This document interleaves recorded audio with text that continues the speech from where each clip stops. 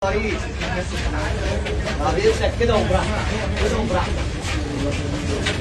كده وبراحتك وسع كده تعالى كده وسيب كده وبراحتك يا جماعه لو سمحتوا براحتك كده عشان ما حدش يقع على جنب كده.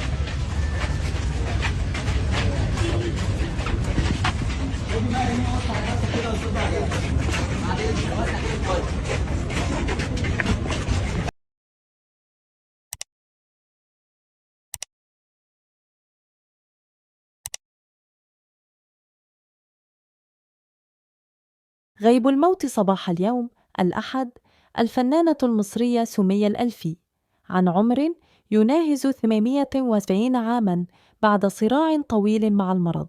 موعد ومكان تشييع الجنازة. أعلن ألفي الألفي شقيق الفنانة الراحلة في تصريح خاص لعكاظ موعد تشييع الجنازة، وقال: من المقرر أن تقام صلاة الجنازة عصر اليوم بمسجد مصطفى محمود بالمهندسين. معاناة مع المرض. يذكر أن سمية الألفي عانت من مرض السرطان لسنوات عديدة، بالرغم من إعلانها تعافيها تماماً في عام 2022، إلا أن المرض عاد لها مرة أخرى، وتدهورت حالتها الصحية إلى أن رحلت عن عالمنا اليوم. مسيرة حافلة بالإبداع. قدمت الفنانة سمية الألفي شخصيات متنوعة بين الكوميديا والدراما، حيث شاركت في عشرات الأعمال التي لا تزال عالقة في أذهان الجمهور، مثل علي بيه مظهر و40 حرامي في عام 1990.